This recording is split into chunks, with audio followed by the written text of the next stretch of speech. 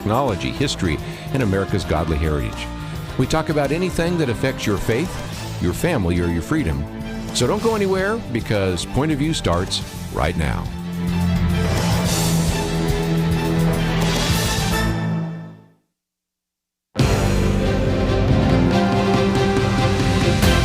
Across America, live, this is Point of View.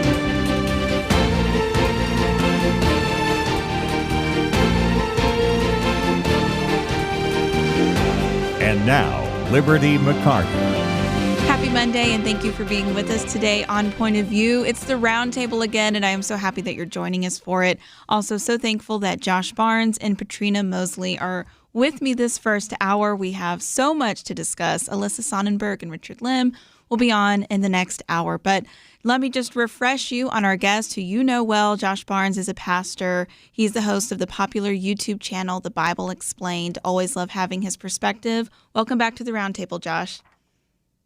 Thank you, Liberty. It's always good to be here. And Patrina Mosley is the founder of PPM Consulting. She is a speaker, an author, and an advocate for issues especially focused on women's dignity in the African American community. And Patrina, you have such a great perspective. I'm glad to have you on. Welcome back to Point of View. Thank you. Happy to be here. So we are going to start across the pond today. This is kind of what I'm calling our life and family hour. We're going to be discussing a lot of issues related to family, as well as some national news, especially in the second hour. But I really want to dig into the why behind a lot of these issues, because we're starting to see some recurring themes. And in some of these stories, they may seem a little related, or maybe they don't really seem related. But I really want to try to dig into kind of the undercurrent, the philosophy, the ideology that is driving the modern mind, really, in so many of the ways that we think about humanity, that we think about family, that we think about the issue of life and other values. And so I want to start with what's happening in Great Britain. You may have seen some headlines over the past couple of weeks. Some new statistics came out that in Great Britain, abortion rates have gone way up. Just a little overview, abortion is legal up to 6 months in Great Britain with the approval of 2 doctors. And basically right now, 1 in 3 pregnancies in Great Britain are ending in abortion. So in the last year that the data is available, they saw an 11% increase. Now, I will mention a caveat. A lot of that is due to the fact that 89% of the abortions happening are very early on in pregnancy with, of course, the abortion pill, as we've been talking about a lot on this program. And so they don't actually know if every single woman who orders those pills or purchases those pills takes them. There is a potential that a woman may order the pills and decide not to take them ultimately. So they don't have that data because it is very much unregulated right now. But just the fact that more women are buying the pills to begin with tells us a lot about what's going on with the life scene there in Great Britain, and we'll get into all of that. But what is really interesting to me, Patrina, and I'll start with you, is that this really isn't about finances. Like a lot of times when we talk about abortion, especially here in the United States, we talk about how mothers would prefer to parent if they felt like they could, and they need material support a lot of times. We talk about how many are being coerced or pressured into having abortions, and all of that does happen and is valid. But with the women interviewed here, it really wasn't at all about finances. It was about their perception of their ability to be a parent. Patrina, what did you think about that? Yeah, I think a lot of women in general will wonder, will I make a good parent? Will I be like my mother if she was a bad mother? You think about these things, but I kind of connect this issue with the issue of surrogacy as well. There's so many women, especially those with means, are participating in surrogacy because they don't want to go through the process of being pregnant. And the process of being pregnant includes a lot of physical changes. You lose your body for a period of time. Sometimes your body is never quite the same. Your hips are widened. It's harder to lose weight. There's hormonal shifts, things like that. Okay, and so they go, well, I have the means to let somebody else go through that, and I still get the prize, the baby. And I think sometimes it's the same way with abortion. It's kind of like, well, I don't really want to go through the whole 9 months of being pregnant and all the body changes that comes with that. Plus, I don't even know if I will make a good parent or want to be a parent. And so it's kind of been this backup method of, if I want to just like switch up my life options, switch up my accessories, I can just do that either with surrogacy or through abortion. And it's kind of become this commodity tool for accessorizing your life. Like, if I want option A, I'll take option A. If I want option B, I'll do option B instead of knowing that you're dealing with a sacred life. Yeah, I think you're so right. And that's one of the themes that I think is going to run through a lot of the topics that we discuss, especially in this first hour, but in the second hour as well. And that is children as a commodity. And people are looking at family as being something totally, truly a social construct, not an institution that was given to us by God. Josh, there's a lot of fear in some of these quotes in the article. Women saying that they're hyper aware of all of the problems. They see the Instagram posts, they read the mommy blogs. They feel like they have to have processed their entire childhood, fixed all their own issues, have a perfect relationship. And if they don't, it's just irresponsible to have a child.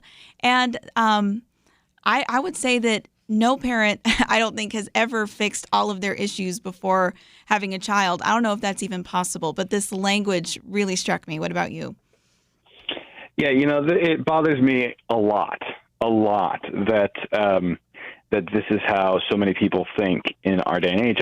We could credit to any number of brainwashing techniques that have been used on children for 30, 40, 50 years now. But essentially, it all boils down to you live the life that makes you perfectly happy, and anything at all that's going to be unpleasant at all, you should not do. And if a pleasant thing like having a child is going to cost you something, then you should not pay the cost. You should find a way to have the child in a way that does not cost you anything. And don't have children until it's not going to cost you anything, until it's just easy, until the road is just paved. And this is why people don't get married. So it's a more common choice not to get married, to just move in, because, that way it won't be so hard if we get divorced. This is why we want surrogacy, because that way it won't be so difficult.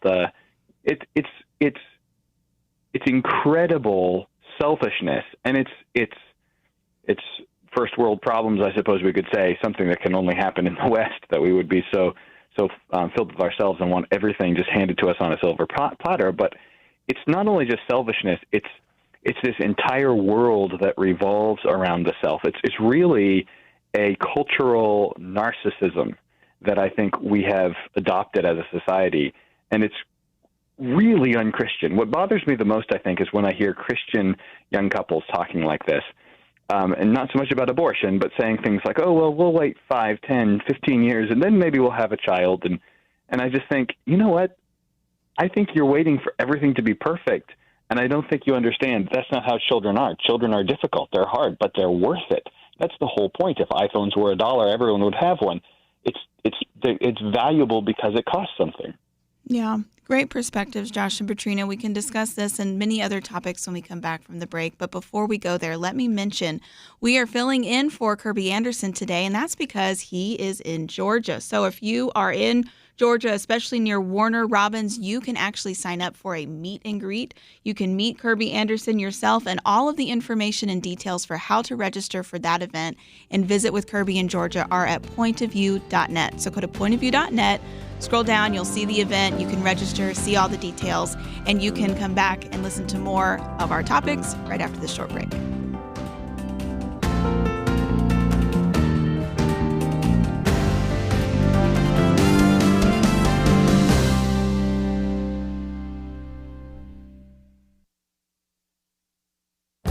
This is Viewpoints with Kirby Anderson. The globalist vision isn't as optimistic as it was in the past, as World Economic Forum in Davos, BlackRock CEO Larry Fink, who also serves as the co-chair of the forum, talked about how few people trust the gathered elites. He says, we believe that outside the United Nations, this is the largest gathering of global leadership, but it is not trusted. He added that it has become obvious that the world now places far less trust in us to help shape what comes next. If the World Economic Forum is going to be useful going forward, it must regain that trust. Now, he did invite President Trump to speak, and that provided a contrast.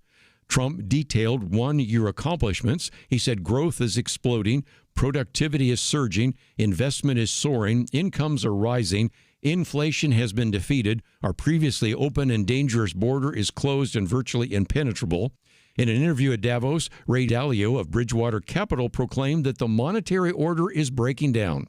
What he meant is that the fiat currencies and debt as a storehold of wealth is not being held by central banks in the same way as in the past. He reminded them that the biggest market to move this year was the gold market. His comments shouldn't come as any surprise. I have 2 of his books on my shelf, The Changing World Order and How Countries Go Broke.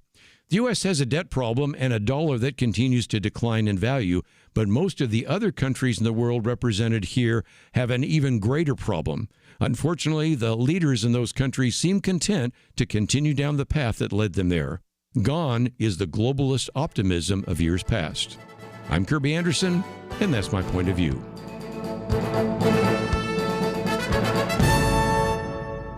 For a free copy of Kirby's booklet, A Biblical View on Loneliness, go to viewpoints.info/loneliness. That's viewpoints.info/loneliness.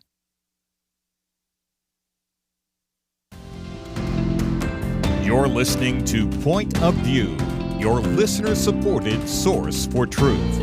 Welcome back to the Next Generation Roundtable. We were just discussing why in Great Britain close to 1 in 3 pregnancies are now ending in abortion. And this is a statistic that has gone up recently in Great Britain. Everybody's trying to make sense of it.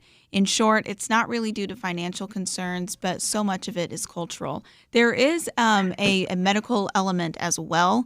I thought it was really telling that the article described how abortion pills were easier to get than contraception. And in general, the abortion scene was easier for women to navigate than just normal doctor visits and care, whether having to do with just their cycles or anything like that. And so that's a really big problem. And we're going to talk about abortion and laws around abortion in the United States here in a moment, too. But I just think that, Patrina, it's so important how we talk about family because a lot of it is what women are seeing on social media. They are under the impression that like their lives will be over if they become parents, or it is a fear. And, you know, Josh, you mentioned narcissism. And I think for a lot of these women, they maybe think that they're being responsible because they're like, oh, I don't want to mess a child up. But at the root, you know, it really still is self-focused because there's no sense of trusting God or a family being a gift and a beautiful thing. Like you said, not just an accessory. And so I think for Christians, we really need to be intentional about the way that we're talking about these family issues. Mm. Oh, yeah, that is so good. I was actually going to bring up the concept about trusting God.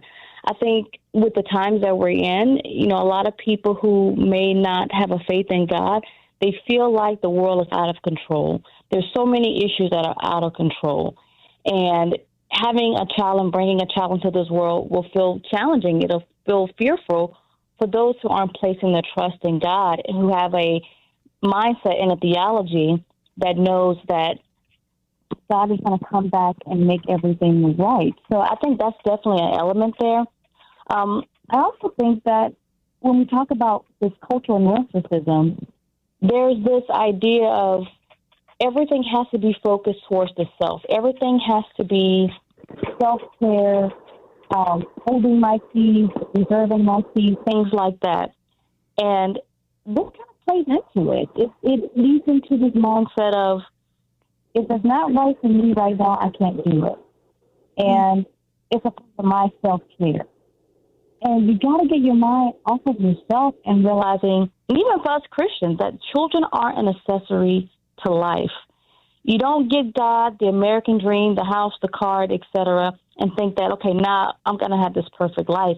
The point of having children is not so that somebody can love you or that you can have something, but that you can pour yourself into other people, into another person, and you disciple them. And again, that goes back to a concept of God. There's no concept of God. What's the point of having children and making disciples? You're not discipling anything except for maybe, you know, the rainbow activists. which is why you see so many parents, particularly moms, who push their children, particularly boys, into that immoral lifestyle. So, again, I think it all goes back to this concept of we got to get back to being a culture that reveres God and has some concept that there's more to life than just the self. Yeah, that's so true. Josh, speaking as a pastor, this is really something that pastors and ministry leaders and Christians everywhere, they need to help each other think through this biblically, because we really, if you don't, like Patrina was saying, if you don't understand creation, if you don't understand why we are here, that, raising children is a form of discipleship, then it's like, well, why would you? Unless you just wanted to, unless it was an accessory on your life. So what are some ways that we can reframe the conversation about family in general?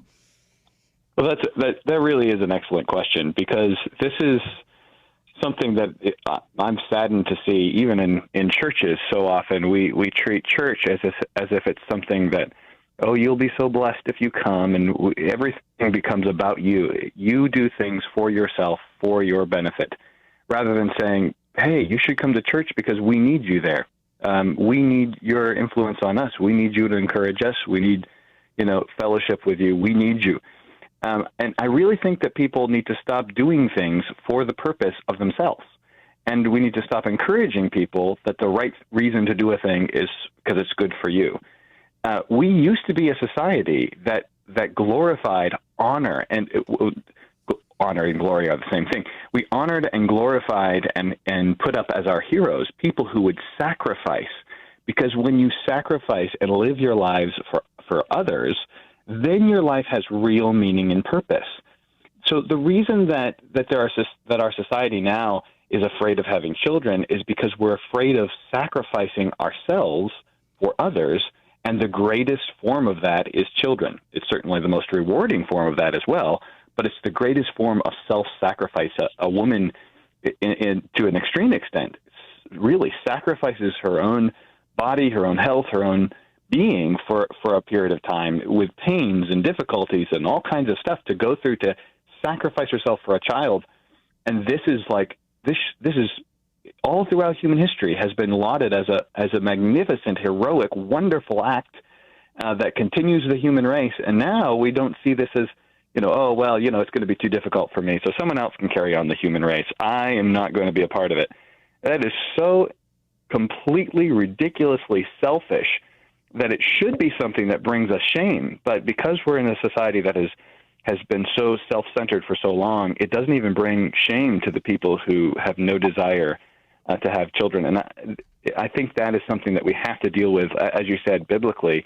Biblically speaking, I mean, if you want a really good passage on this, I suggest going to Exodus chapter 1, because when the Egyptians wanted to extinguish the Israelite people, they just killed all their babies as they were being born.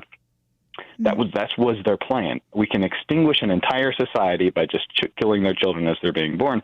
And I think that's really what's going on here, in sort of like, if we're to take a big picture of what the devil's trying to accomplish in Britain, is really just extinguish Western society in Britain by convincing them not to sacrifice themselves and have children. Yeah, that's a really insightful parallel, Josh. Well, just really quickly, I'll mention this other article that I posted. You can find all of these at pointofview.net, by the way, because I do want to talk about something happening in Virginia right now. But on the topic of commodifying children, something that you may not be aware is a growing trend is the search for a platonic co-parent. So this is for people who, again, they want to have a child, but they, due to perceptions or difficulty finding a partner, they do not want to actually intermix romance or marriage with having a child, but just find somebody that they get along with and generally agree with, and then they agree to have a child together, obviously through methods like IVF. And so this is, again, it sounds kind of strange, but it is growing. And so I think it's just important, again, Patrina, for people to be aware of this, how when you start to commodify different members of the family, then really what is the family for, other than a social contract that you enter into at will, and it, as long as it serves you and benefits you, right? Oh, man, that's such an important point. And that's such a sad factor. Oh, my goodness. I did not know that. Thank you for bringing that up. It does make me think again about how we've got to get people pointed back to God. Because in my lane of sexual exploitation, dealing with those issues, I see all the time the battle for the sexes in the sense of, can you trust each other? There is so much trafficking, prostitution, pornography, and oftentimes this is done by somebody that they know. And very often this is done by husbands to their wives. They're doing it to their wives. So there is a lot of fear out there in the general female population around the world of, can I be safe? Can I trust this person? So, I mean, it does make a little bit of sense, but this points to why we've got to get the culture back to God, where men are men, they see themselves as a protector and a servant like our Lord Jesus Christ, and that women see themselves as, you know, the bride of Christ, pure, holy, wanting that protection, wanting that comfort and that safety, so that there is complementary unity between the sexes again. Yeah, I love the fact that you brought that up, because when you look at statistics, you will see that contrary to what you hear a lot in the culture, when people are married, there is so much flourishing that happens. There is so much satisfaction. And men who are regular churchgoers and who have that strong Christian foundation are measurably like the best husbands across the board, not nominally Christian, but actual faithful, practicing Christians. And you can find more research on that at Institute for Family Studies. So you're absolutely right, Patrina. The Bible and salvation in Jesus Christ just totally reforms the family to the way that it was supposed to be. So if you're interested in those topics that we've discussed for the last few moments, you can check them out further at pointofview.net. But when we come back, let's talk about an amendment in Virginia and what you need to know about it. Stay tuned. The Bible tells us not to worry, and yet there is a lot of worrying stuff in our world today. Thankfully, the Bible doesn't stop at telling us not to worry. God gives us a next step. He says we need to pray. But sometimes even knowing what to pray can be difficult. And that is why Point of View has relaunched our Pray for America movement, a series of weekly emails to guide you in prayer for our nation. Each week, you'll receive a brief update about a current issue affecting Americans, along with a written prayer that you can easily share with others. We'll also include a short free resource for you in each email so you can learn more about the issue at hand. Will you commit to pray for America? Go to pointofview.net. Click on the Pray for America banner at the top of the page to subscribe. Again, that's pointofview.net. Click on the Pray for America banner. Let's pray together for God to make a difference in America. Point of View will continue after this.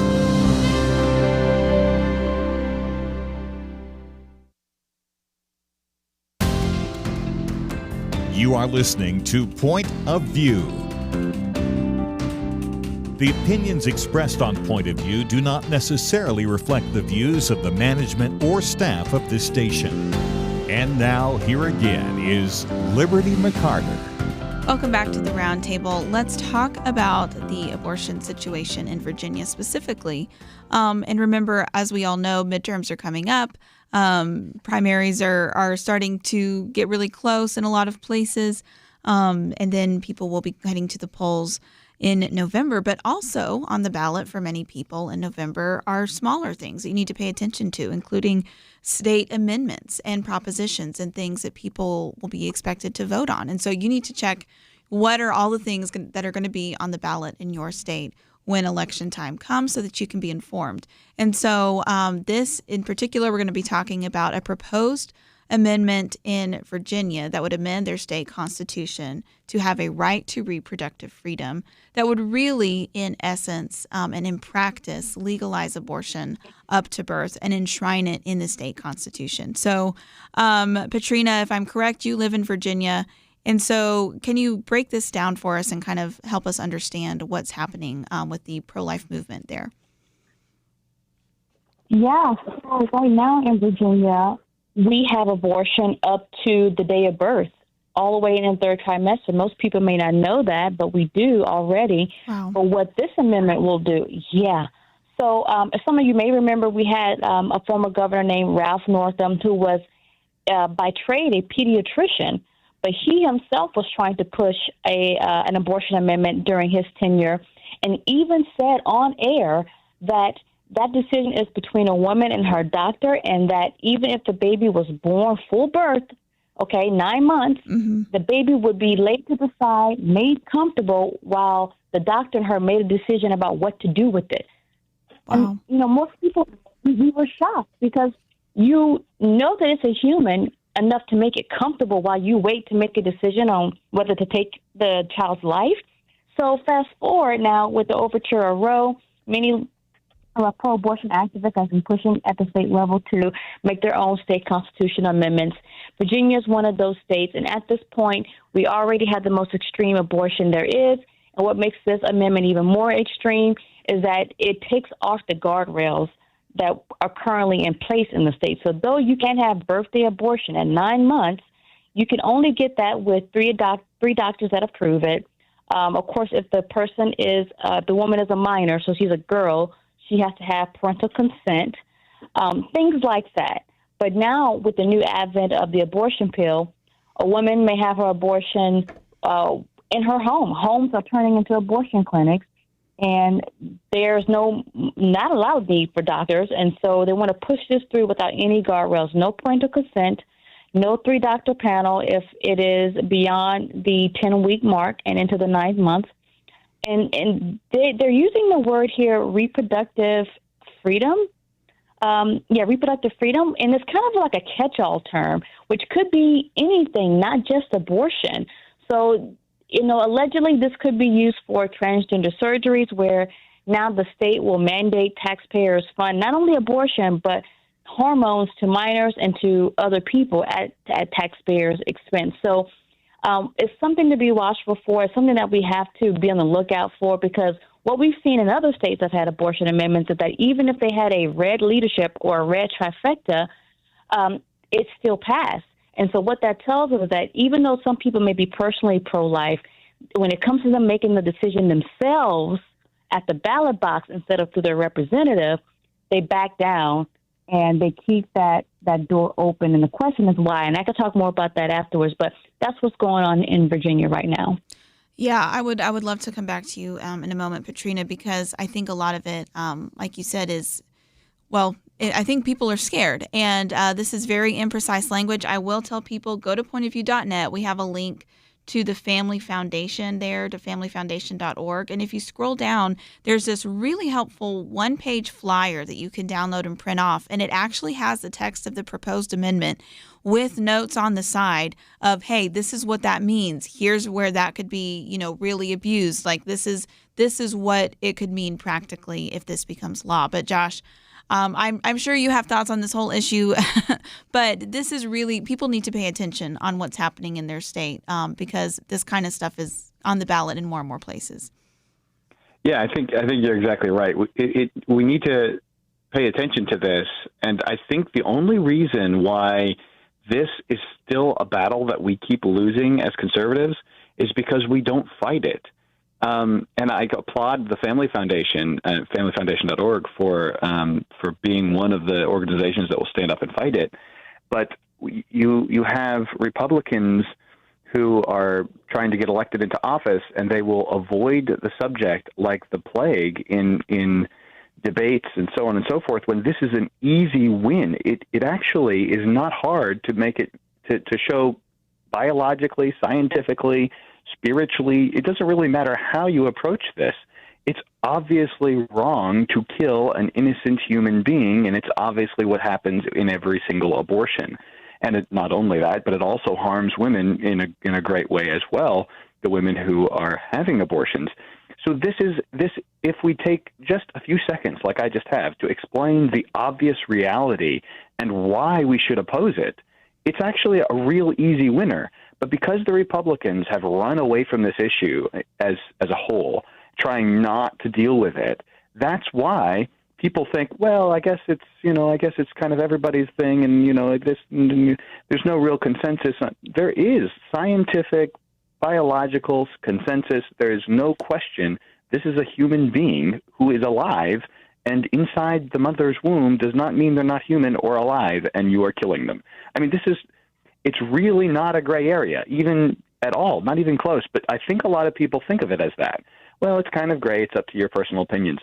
No, it's not. And I think we need to have this fight. We need to have it more often. We need to have it louder. We need to be more bold about this. And so, again, I just applaud familyfoundation.org for being one of those organizations to stand up and say it. Yeah, absolutely. You're so right. It is clear, and we know that as Christians, and it's clear to a lot of people even that aren't Christians. There are a growing number of pro-life groups because this is one of those things that I think every person who's honest with themselves, all of us being made in the image of God, we know that this is wrong intuitively. But Patrina, why is it hard for sometimes people to actually check that box whenever they're alone voting to protect life? Are they being misled? Is it fear-mongering? What's going on there? Well, I think there's three things, and one of them is that the word abortion has become so political.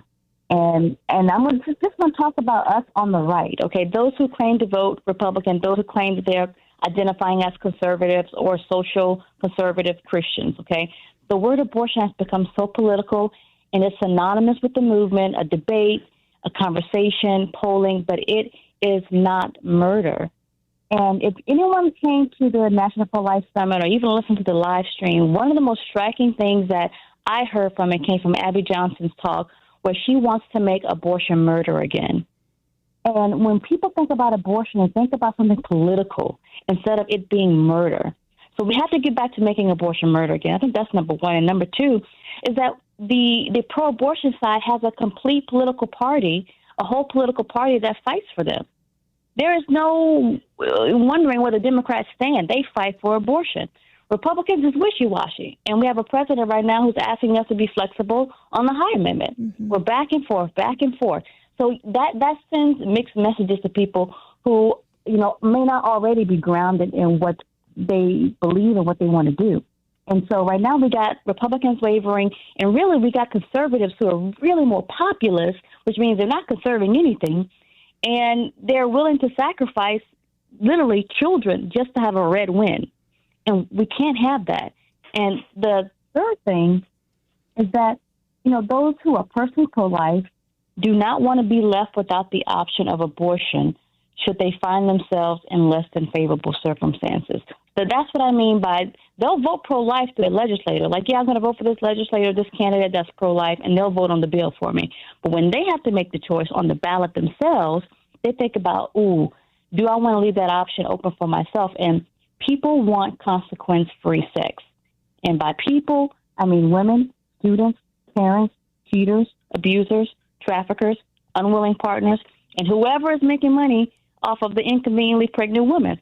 All these types of people make up the voting population. Yeah. So, yeah, that's what we have. Absolutely, Patrina. You're so right.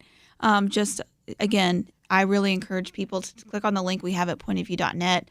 Scroll down, find this abortion amendment explainer. It's one page, but it shows how there are so many other guardrails that will disappear if this amendment passes, including opening the door to more taxpayer-funded abortions, really making it even easier for abusers and traffickers, like Patrina was talking about, to be able to order pills and voluntarily consent for the person that they are abusing.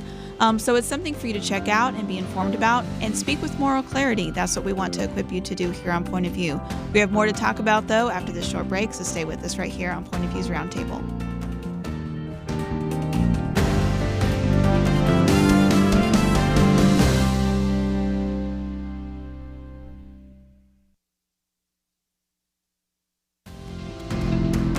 You're listening to Point of View, your listener-supported source for truth. Let's just quickly talk about some news that came out right over the weekend. Of course, more Epstein files have dropped. And so a lot of famous names are being observed in the files, including with copies of emails that you can look up and read those if you want to. We've got Brett Ratner, who is actually the director of the Melania movie that just came out in theaters over the weekend, is pictured with Epstein in here, Elon Musk, Bill Gates, many others. And a lot of these names that are really making headlines haven't been accused of wrongdoing. Some of the ones that are appearing in the files, they either have already been accused and we already know the charges against them, or they are names who have not been accused. But what really strikes me, and Josh, I'll just get your comments on this, and then Patrina, that a lot of these people downplayed or outright lied about their acquaintance with Jeffrey Epstein before it was revealed that, in fact, they had corresponded with him over email for many years, or they had gone to events with him or taken pictures with him. And it strikes me as now everybody's wanting to distance themselves, but surely even if they didn't themselves engage in any illegal activity, it seemed like he was the person to know in a lot of these elite circles. And people had to know or have some inkling or sense that he wasn't upstanding in every area. And so I just think it's actually really telling of what power and money and those connections can do to a person. But Josh, what's your perspective? Yeah, I want to be really careful about this subject, because the problem with it is that there's so many blanks that we try to fill in, right? I mean, we know so-and-so was, met with Jeffrey Epstein. We know there's a picture of him with Jeffrey Epstein. We know this.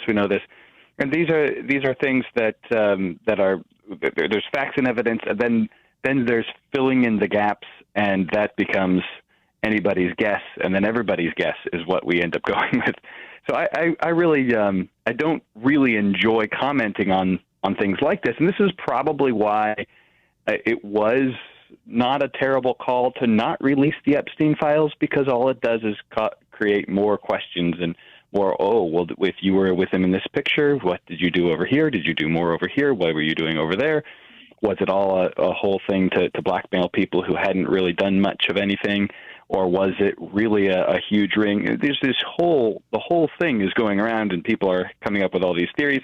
And we know less now. I mean, we know more names, but we know less about what actually happened and what's actually true with more release of information. So for me, as a Christian, I just got to look back and I say, okay, there's a bunch of evil here, and I'm not surprised, because this is the way the world is.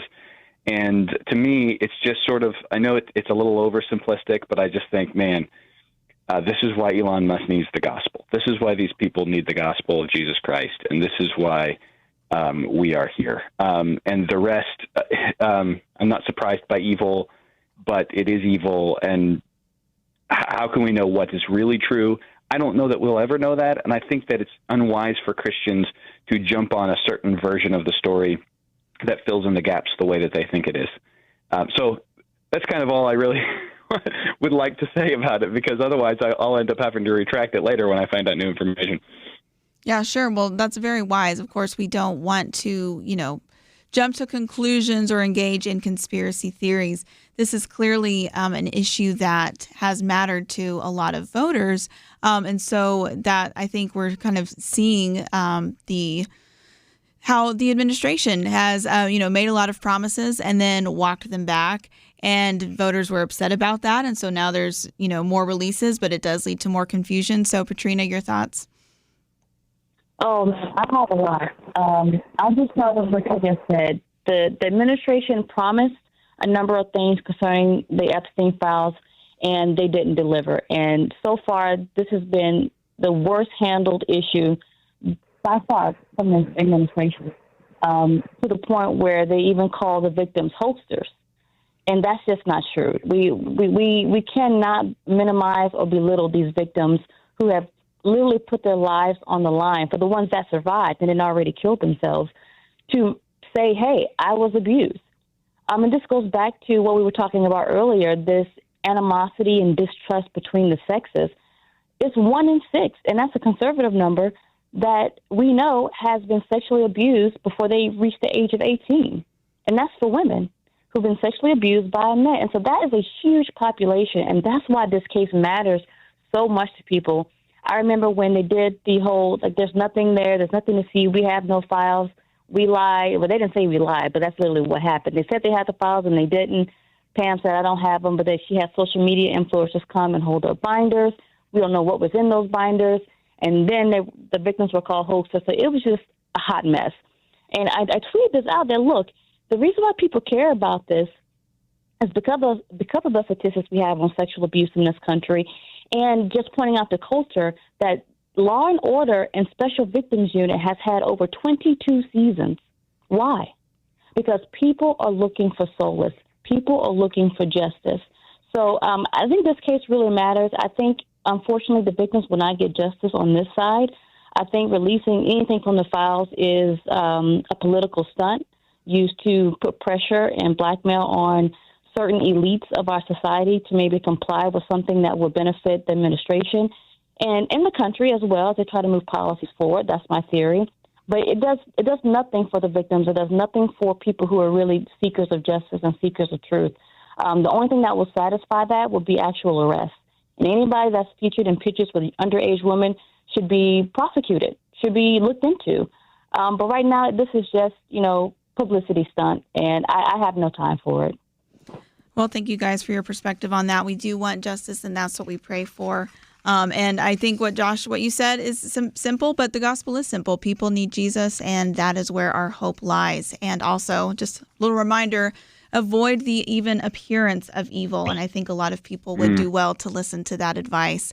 But really quickly, before we wrap up this hour, I do want to mention that there is a jury trial to be keeping an eye on in California. And that has to do with tech and big tech and whether or not it is harming children. And so it is raising headlines because people are saying this is big tech's tobacco moment, because what they are doing is not attacking the content that children are seeing on these platforms, on Instagram, on Facebook, on Snapchat, but actually they are going after the way that the devices themselves are designed and the platforms themselves are designed to be addictive to children. So we got about 30 seconds for each of you, but if any of you have comments on this, Josh, I'd love to hear your perspective before we wrap up.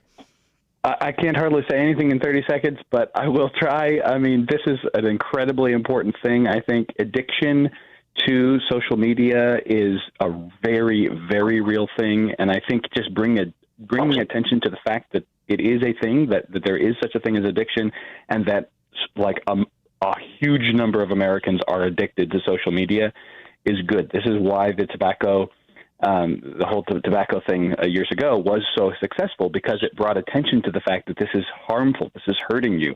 You need to get away from it. You should try to break yourself from this addiction. And this is, of course, very biblical. Could give you many scriptures on it, but we are slaves to sin when we give ourselves to sin. We can't let ourselves be slaves to anything but Christ. Yeah, absolutely. Patrina, about 20 seconds. Any thoughts?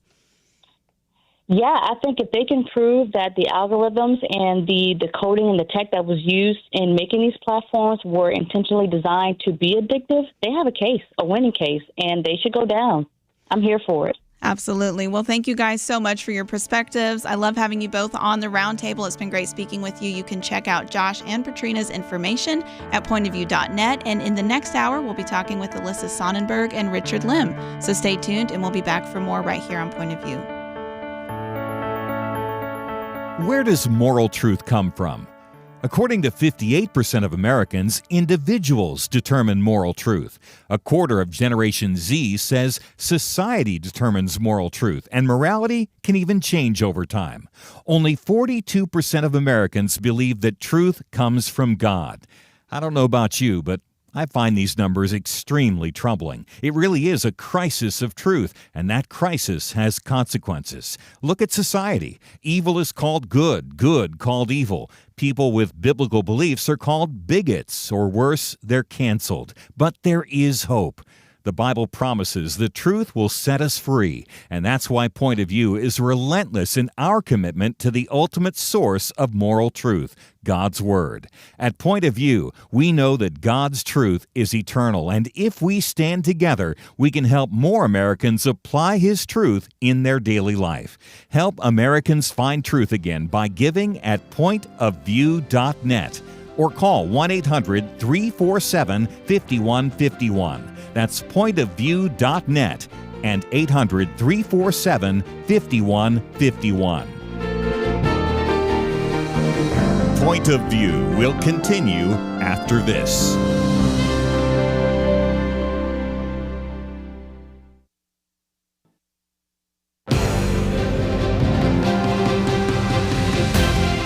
Across America, live, this is Point of View.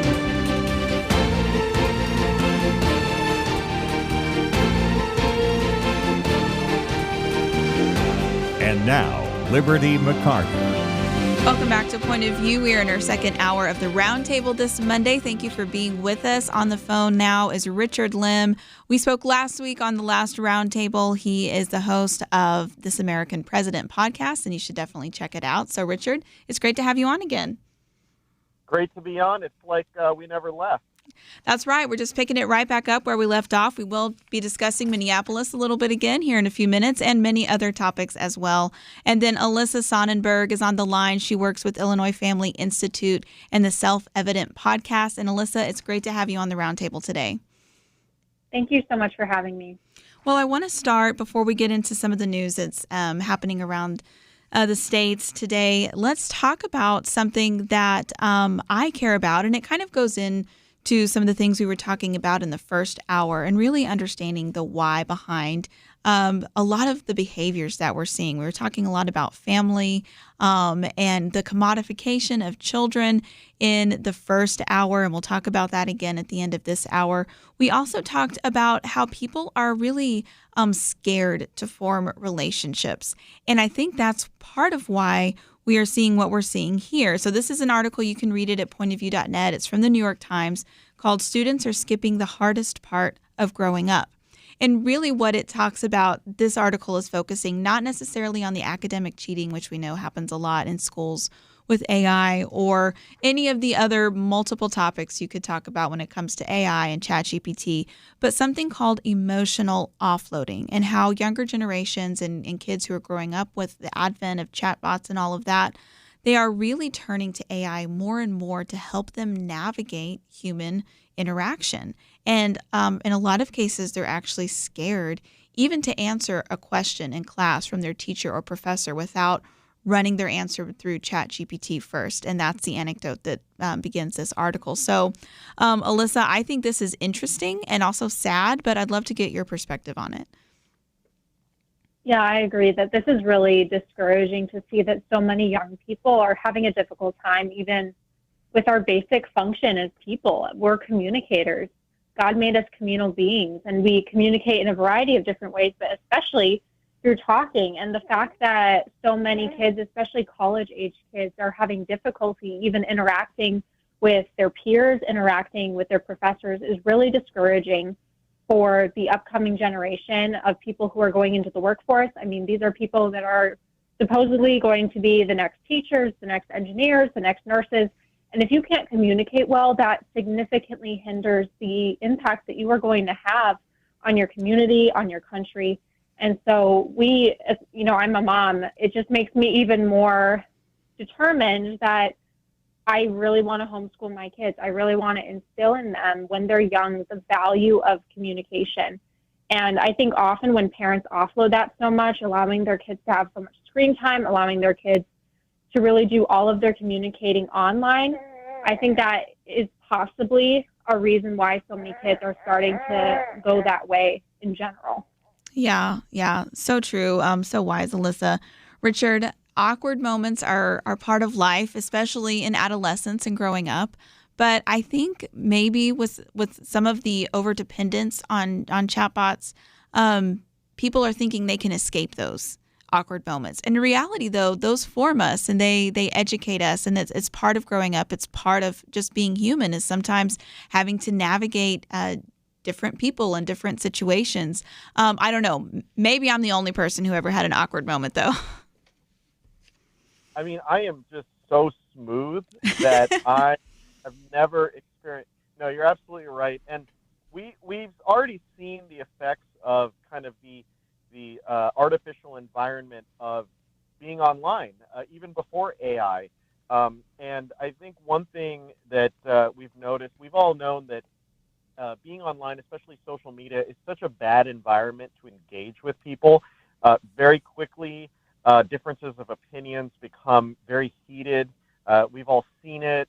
We've all probably partaken in it. And it's because in these kind of artificial environments, it's so depersonalized. We say things to people that we would never say to them to their face, because when you see someone in person, you see them as a human being. You see them as somebody with feelings, and you just are more inclined to be respectful.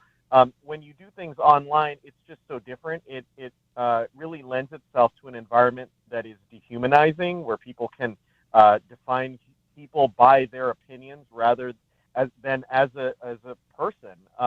And that can happen just in texting and chat rooms. And so I think AI just makes it even trickier. And I do a good amount of writing, and I find very tempted to use AI to do the writing for me, and that makes me a worse writer, because writing is an intensive thing. You're focused on it. You have to write and rewrite. When you can have something write it for you, you're going to do it. It's human nature, and you start losing that skill. And I think for all of the benefits of AI, I'm not saying we should go back to a world without it, but it's something we need to be very careful in how to use.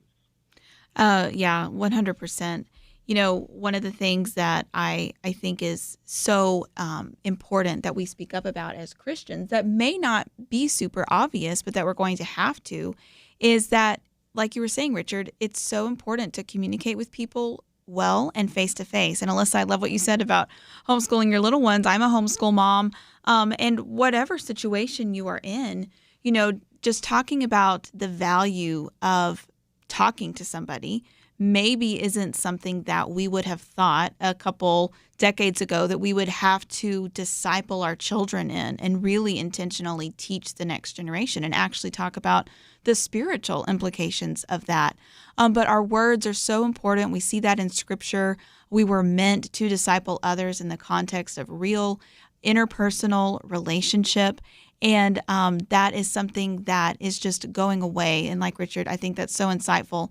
If something makes it easier or promises to make something frictionless, then it, of course, is our fallen nature to want to take that route and do the easier thing and offload mentally or emotionally, as this article discusses. So as Christians, we really do need to be very intentional with our children and with the next generation of talking about the importance of just communicating the human way, no filters, no, backspace and retyping or asking a chatbot, running your question, to a friend by a chatbot before you actually say it to them. We need to encourage people to, just take risk, just start a conversation. It's okay if it's awkward. It's okay if you have to figure it out. That's part of what being human is. And I mentioned this right before we went to the break at the end of the last hour. But again, it brings me back to the big trial that's going on out in California right now. So follow that, because they are really looking at and examining the negative impact that too much screen time has had on children, specifically the devices and the platforms themselves, and the way that they were designed to be addictive, especially to young people, so that they could keep them engaged and make money off of them longer. And so I think that was the precursor to a lot of the dependence on chatbots that we're seeing. So you can find that article and the one from the New York Times that we've been discussing at pointofview.net. But don't go anywhere, because we'll be back with more right after this short break.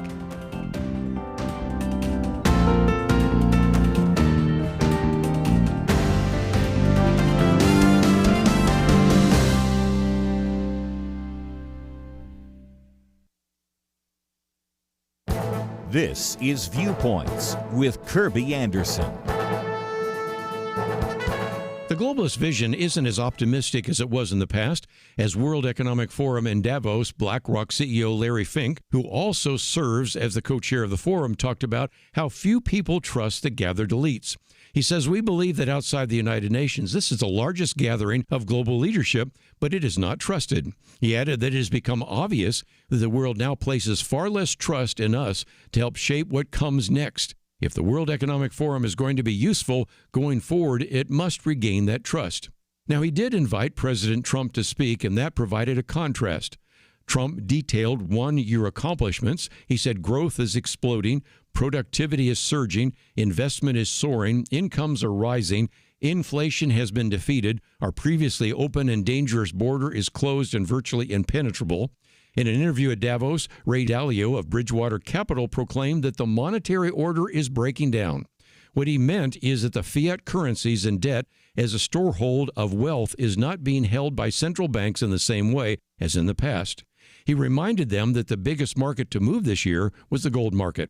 His comments shouldn't come as any surprise. I have two of his books on my shelf, The Changing World Order and How Countries Go Broke. The U.S. has a debt problem and a dollar that continues to decline in value, but most of the other countries in the world represented here have an even greater problem. Unfortunately, the leaders in those countries seem content to continue down the path that led them there. Gone is the globalist optimism of years past. I'm Kirby Anderson, and that's my point of view.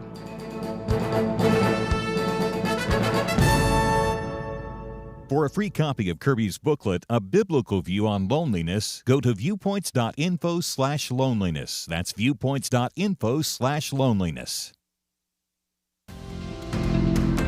You're listening to Point of View, your listener-supported source for truth. Well, it's no secret that many of the events unfolding in Minneapolis have gotten out of hand. We know that there's been large-scale resistance to ICE enforcement, attempted arrest of illegal immigrants. There have been tragically 2 shootings resulting in the death of 2 American citizens. And so people have noticed, obviously, that the local police were not involved. And that is because they had state and local officials blocking them from being involved. And so this is an article you sent me, Richard, that the St. Paul Police Federation president actually said that if local police had been allowed to assist federal agents, then some of those deadly encounters may have been avoided because local police are trained specifically to handle things that are more likely to happen in a city, like protests, like big events. So they are trained in crowd control tactics that are meant to keep everybody involved safe. While ICE is clearly, they have one mission, people tend to lump police and law enforcement all in the same thing, but they may not necessarily have the crowd control training that local police would have, but they were prevented from actually assisting or getting involved in all. So I'd love to get your comments, Richard. Yeah, absolutely. And I'm very glad that this union leader spoke up, because what we need in these kind of situations is moral clarity. Yes, there were these 2 incidents that happened that led to the deaths of 2 protesters. And obviously that was terrible. It's a tragedy. But the left is trying to pin this all politically on Donald Trump. And they're trying to muddle the issue and attach all guilt to the fact that the President of the United States is attempting to enforce the law. And it's important that if we ever engage people on this topic, that we try to have clarity on what is happening. The president, per his job, is attempting to enforce the laws that have been passed by the people's representatives, laws that designate who is a citizen and how people become citizens. The fact of the matter is that, and these are laws that Democratic presidents themselves have enforced, laws regarding deportation of illegal immigrants. And although Democrats, when they did enforce it, did so sparingly, none of these incidents, the violence or anything, would be happening if people were not encouraged to resist enforcement of the law. So the fact that there is chaos at all is because the left created this entire situation. You can argue about whether ICE officers acted wisely or not wisely in any given situation, but that does not change what is happening at the broader level. And I think it's important for us to stand strong in establishing clear moral lines and reaffirm the fact that it is a good thing for a nation to enforce its border. It is a good thing for a nation to enforce the laws it has passed, and it is wrong to obstruct the enforcement of those laws. And we're seeing the consequences of that obstruction. Yeah, Alyssa, I think something that has struck me over the past few weeks is anytime I would get on social media, how hard it would be for a person to find the truth because there is so much heated rhetoric around it and so many people who are saying a lot of times completely opposite things about the events on the ground.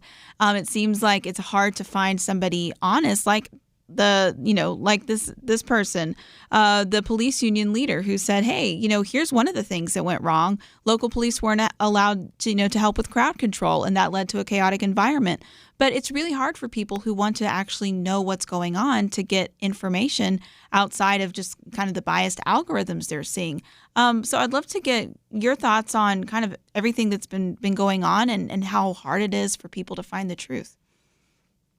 Absolutely. A lot of the fight in a cultural sense really does have to do with information.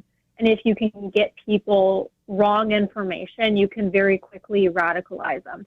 And that's what we've seen, as Richard was kind of pointing out, with the left and the rhetoric that they continue to spew that, I've seen on social media, ICE is tyrannical, Trump is Hitler, the same shebang that we're seeing. But the thing is, if you push that rhetoric enough in the right news places, people will believe it. And I've even seen some family members of mine start to believe that rhetoric.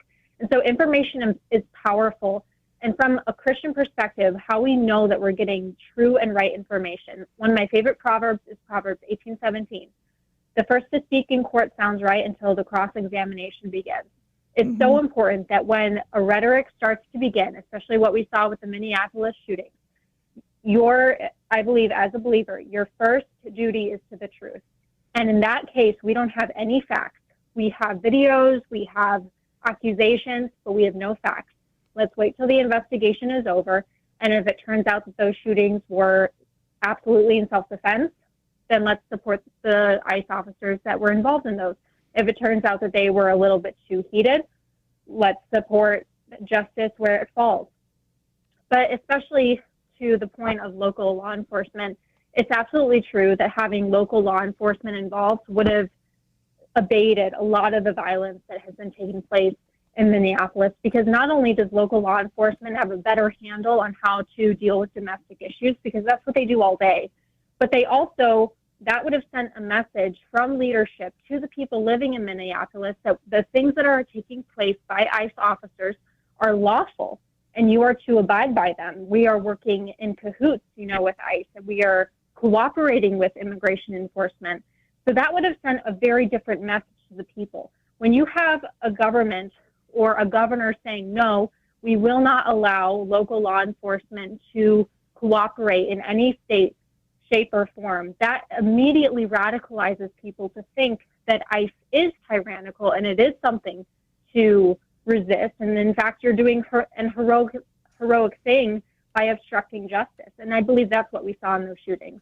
Oh yeah, that's so wise. And that proverb has come to mind for me so many times too over the past several weeks. And so I'm glad you brought that out, that we do need to wait for all the evidence. We need to wait for all the facts. Richard, something that we said last week is that multiple things can be true at the same time. And so you sometimes have to wait for the evidence and the truth, and sometimes there's nuance. And one of the things that this article from National Review points out, and it's posted at pointofview.net, leaders can be bad without being comparable to Adolf Hitler, people can be bad without being Nazis, and government policies can be bad without being comparable to the Holocaust. So we can criticize some of the tactics. We can say that the Trump administration has erred, or maybe, they haven't done something wisely. We can have all those conversations. But a DA in Philadelphia is now vowing to hunt down wannabe Nazis, meaning ICE agents, after Trump leaves office. This isn't helpful at all, is it? No, not at all. And the term Nazi, the term fascist, these are terms, this is a trope that has been used by people on the left to silence any debate with those who disagree with them. And, it's funny because if you ever read what people said back in, let's say, the 60s and the 70s, even though every situation is different, at the same time, you still see a lot of the same kind of terms that were applied towards leaders in the past. people used to call Nixon Hitler. They used to call Reagan Hitler. I think we kind of forget that even a guy like Ronald Reagan, who, there's airports named after him. People have looked back fondly at him. They really hated him, and he was often compared to Hitler. We probably remember when George W. Bush was compared to Hitler. And I think every time a leftist calls someone a fascist or a Nazi, I think it's important for conservatives to even try to engage with them and ask them, what does it exactly mean to be a fascist? What does it mean to be a Nazi? Fascism is based on the idea of corporatism, which is basically the idea of the state managing the economy. That's the opposite of a free market. Conservatives are often accused of being so in love with the free market to the point that they have no empathy for anybody. And yet here they're also being accused of being fascist, which is a system that does not believe in free markets. It believes that property rights basically should take a back seat to the collective whole of the country. And I think it's important for conservatives to really engage and say, hey, what do you actually mean by fascist? Because I think if you actually find out what that term means, I don't think it's you're applying it to the right people here. And I think it's important for the conservatives to put the onus on them to explain and justify that claim. I think that's such a good point, Richard, because if you ask people, what's your definition there, then they honestly may not have thought about it. They may just a lot of times be repeating something that they have heard. And when you say something over and over again, it starts to lose its potency. So we can talk about this a little bit more and many other topics when we come back after this short break. So stay with us right here on the Roundtable.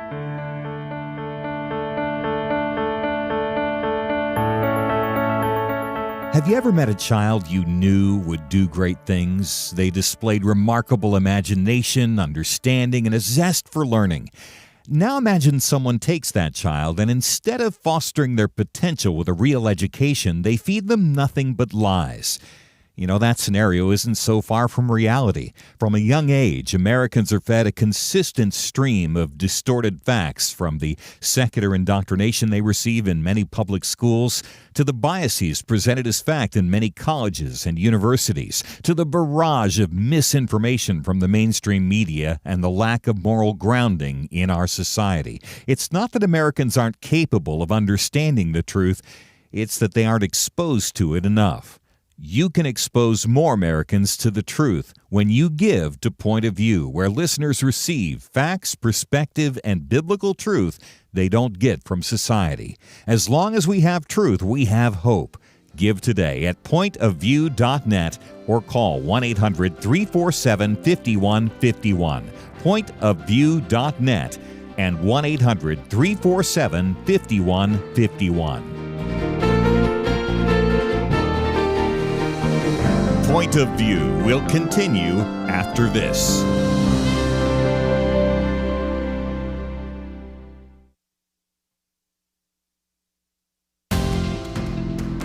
You are listening to Point of View. The opinions expressed on Point of View do not necessarily reflect the views of the management or staff of this station. And now, here again is Liberty McArtor. Thanks for being with us again on Point of View, the Roundtable. Let me just mention something that I mentioned in the first hour. So if you weren't with us, you may not have heard, but obviously we are filling in today. We are holding down the fort in the Dallas studio for Kirby Anderson, and Kirby is in Georgia this week. So if you are a listener in Georgia, then you want to head to pointofview.net, scroll down. You will see registration for the 2026 Warner Robins Meet and Greet. Kirby will be in Warner Robins, Georgia on Wednesday for a meet and greet event. So if you want to meet Kirby, if you want to visit with him, then that's going to be a fun event. So make sure that you get registered. Again, go to pointofview.net, scroll down, and you'll find the link. But before the break, we were talking about how Philadelphia District Attorney Larry Krasner is promising to hunt down wannabe Nazis, meaning ICE agents, after Trump is out of office.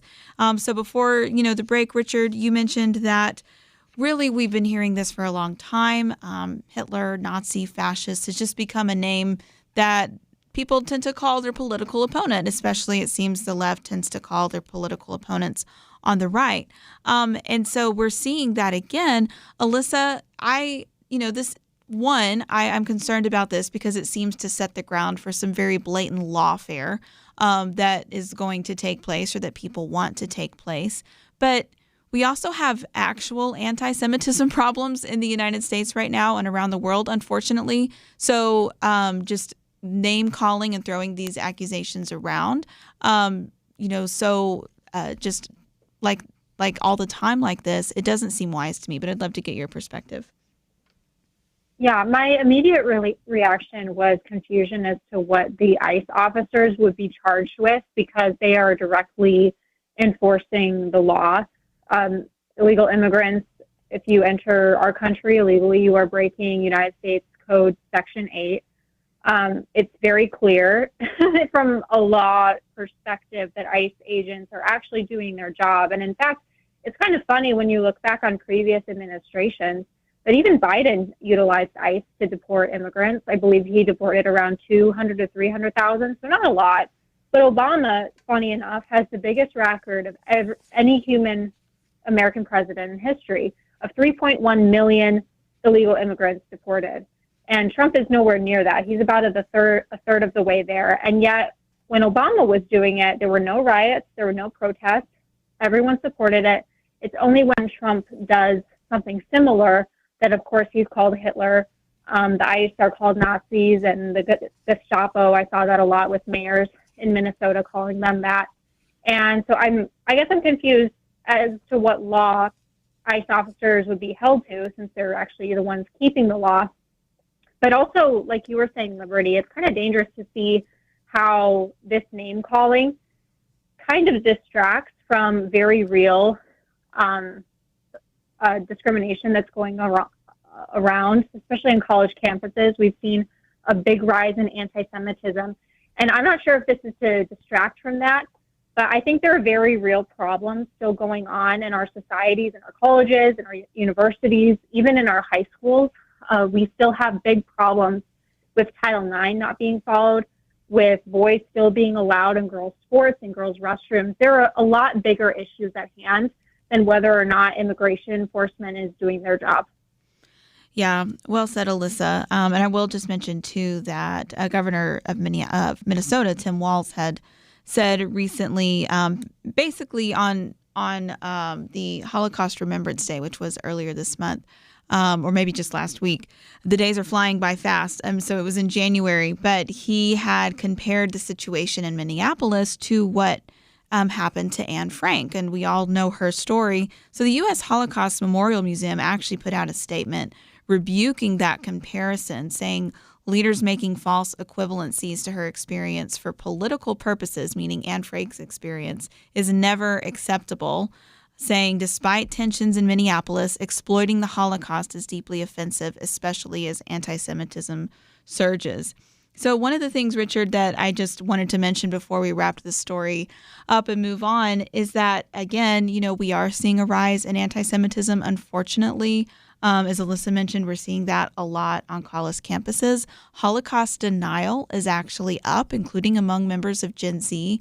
And this is happening on the right and the left, unfortunately. And this is something that we really do have to speak out about. But I wonder if some of, the concern about actual anti-Semitism is falling a little flat for a younger generation that grew up hearing the term Nazi and fascist thrown around so often. And we know that a lot of times, unfortunately, our education system is lacking a little bit. And so I wonder if they are just thinking that it's not that big of a deal. And there's so much misinformation out about Israel and Gaza as well. So do you think that those things are at all connected? Yes. It's very unfortunate because we are seeing that people are basically conditioned to just think that anyone that disagrees with you is flirting with Nazism, is flirting with fascism. I do remember many years ago that this was about 20 years ago. One of my friends was somebody who's very, very liberal, and we were talking about the role of faith in society. And his basic view was that he was very very much a secularist. And when I tried to argue with him that, the founding fathers believe that religious faith should underpin the social fabric of this country, he essentially threw out the Holocaust at me and basically tried to use that as a way, this is what led to the Holocaust. And I think that story kind of reveals a couple things. The first thing is that this has been around for a long time. When in the aftermath of October 7th, we saw a lot of riots, or at least demonstrations, rather, on campuses against Israel, and a number of people were shocked by this. I kind of thought to myself, I graduated from college about 20 years ago, and I remember this stuff. It wasn't like 20 years ago that colleges were a bastion of free thought. I think they've gotten worse. But people for so long in this country have been taught to not think of the Holocaust in any nuanced way. They've essentially weaponized it as something against people that they disagree with. And I think it's just very important for us. And it's interesting because while anti-Semitism is rising on the left and sadly on the right,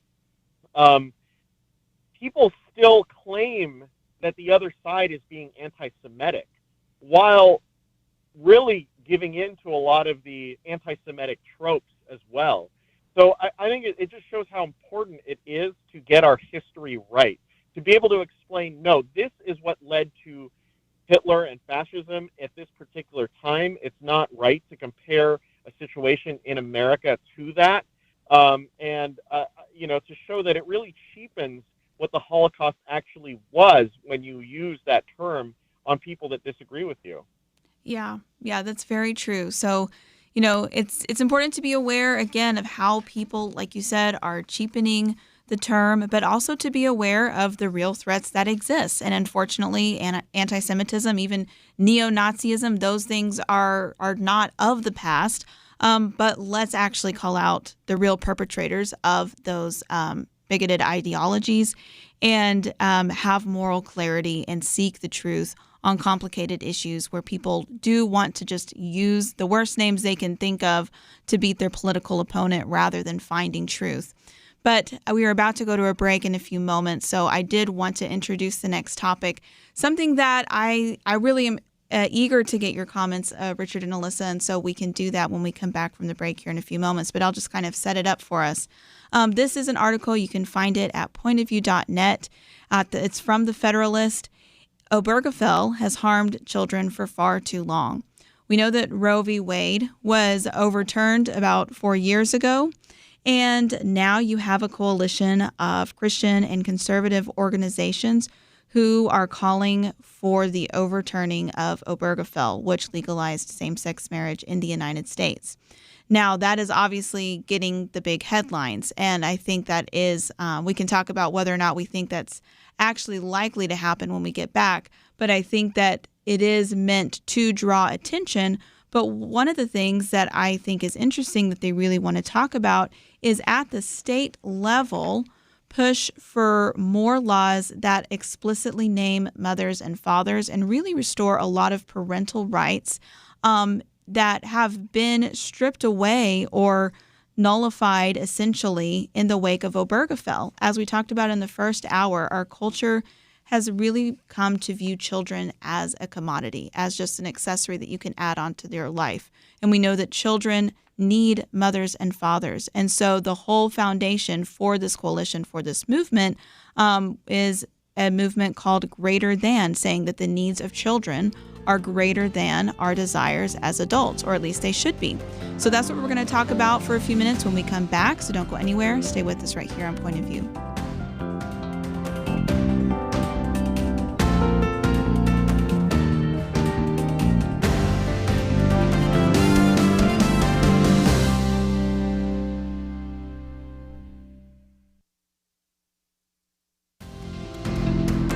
You're listening to Point of View, your listener-supported source for truth. Welcome back, and thanks again for listening to Point of View today and being with us here on the Roundtable. Right before the break, I introduced this article from the Federalist. You can read it for yourself at pointofview.net. Obergefell has harmed children for far too long. So this is coming from an organization called Them Before Us, and the campaign is called Greater Than. And it focuses on the way that the legalization of same-sex marriage in the United States really changed the definition and the nature of parenthood and how that has impacted children.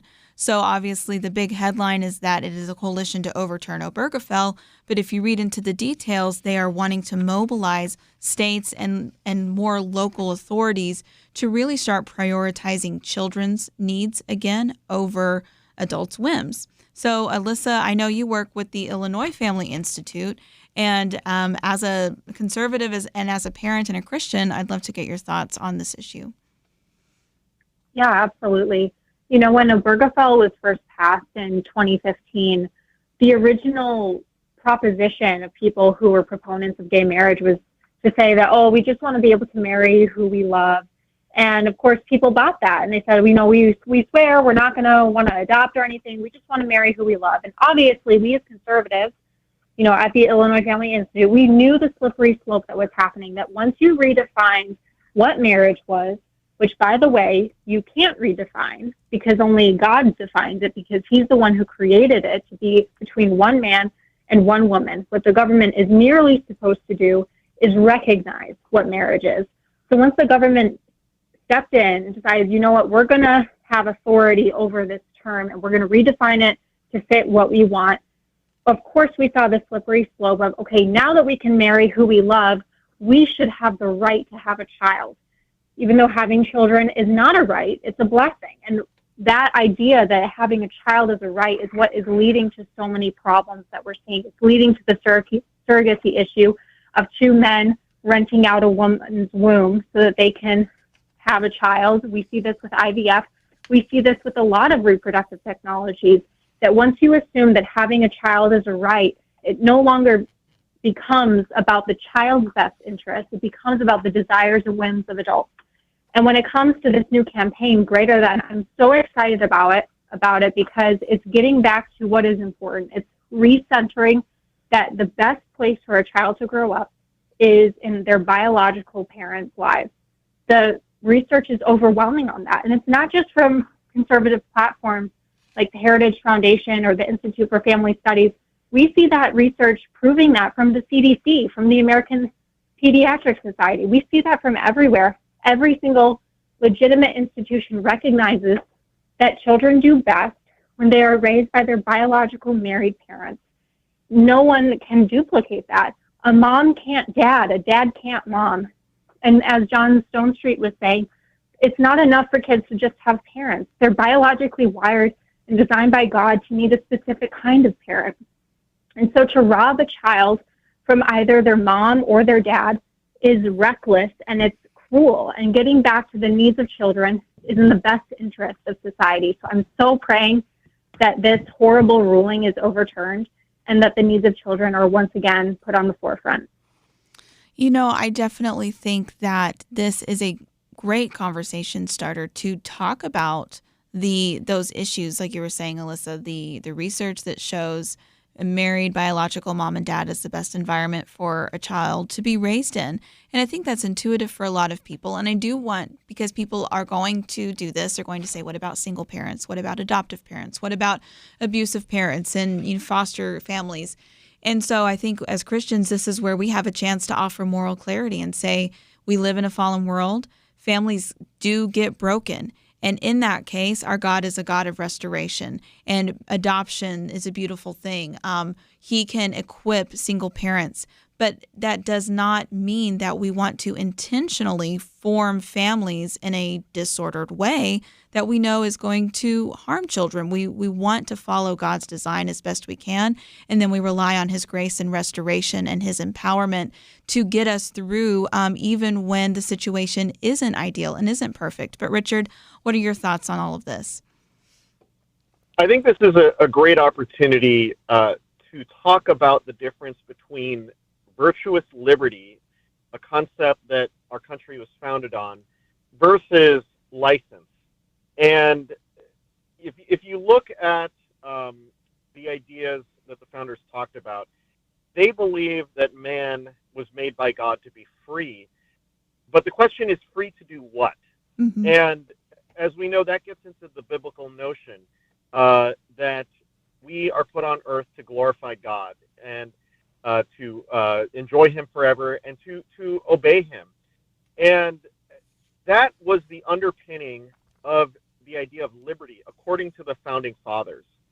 And even those of the Founding Fathers who weren't Christian bought into that. And they understood, even from a utilitarian perspective, that society just works better when virtue through religious faith is promoted.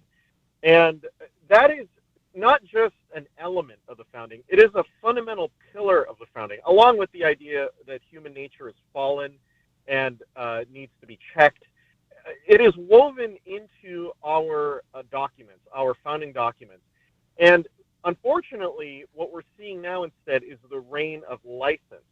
And that was what undergirded this decision, and really just, social liberalism in general. The idea that rights exist because I want them. If I have a desire, the other people are obligated to honor that desire, and the state must recognize that desire and must force everyone else to recognize that desire. And unfortunately, the term that is often applied to this argument is just bigotry. That's all you are. You're just being a bigot if you don't think, love is love. People should be able to marry whoever they want to marry. But in reality, we see the importance of ordered liberty, of virtuous liberty, and such a key component of that is the family. That's the institution that inculcates that. It's the institution God gave us. And so I think that what we need to talk about is showing people the difference, that we believe in freedom, we believe in liberty, but true liberty comes from living your life in accordance to the way this world is designed. It's designed with family, it's designed with communities, and it's designed so that people are free to do what is good. And that just because you have a desire, let's say if you have a same-sex attraction, that does not give you the right to have that desire accepted and have society built around that. So I think it goes back to that key concept. 250th anniversary of this country, we talk about freedom, but not just freedom. It's freedom for a purpose. It's free. It's ordered liberty and it's virtuous liberty. Yeah, that is such a great way to wrap up the show, Richard, because we have been talking about so many things that affect families, that affect us, and we want to think through them carefully, most importantly as Christians from a biblical perspective. And we want to be able to talk about these issues, which can be hard and difficult and controversial with our friends and our family members and our neighbors. And it is just a wonderful way to wrap up something that we said at the beginning of the show, which is we have to go back to the beginning. We have to go back to creation and God's design, which was for our good. And when we follow it, humans flourish. So it has been a wonderful show. Thank you so much for listening to Point of View's Roundtable today. You can find information for Richard and Alyssa at pointofview.net and follow their podcasts and their work, and I highly encourage you to do that. You can read all the topics we've discussed today at pointofview.net, and don't forget, if you go to the website and you're in Georgia and you want to engage with Kirby and go to the event in Warner Robins, you can register at pointofview.net as well. I'll be back with you tomorrow. Have some great interviews lined up, some books that you are going to want to buy. So I'll see you then. But until then, enjoy your day. I'll see you on Tuesday. It was not that long ago that censorship appeared to be almost inevitable. Free speech was being attacked and strangled in many places. And some of us wondered if this was the end. But now, many feel a new sense of hope, a chance for a fresh dawn. Let me caution you, now is not the time to relax. It's a time to press forward, to use this fresh opportunity to proclaim and learn how to apply truth to current issues. By the fact you're here, listening right now, that tells me that you recognize the vital role Point of View plays as a voice of truth. For more than 50 years, we've informed and equipped people who have made a real difference. And when you give to Point of View today, you breathe life into what can be a new golden era for the truth. Please, take a moment right now and invest in truth. Visit pointofview.net or give it 1-800-347-5151. That's pointofview.net. Click in now or call 1-800-347-5151. Point of View is produced by Point of View Ministries.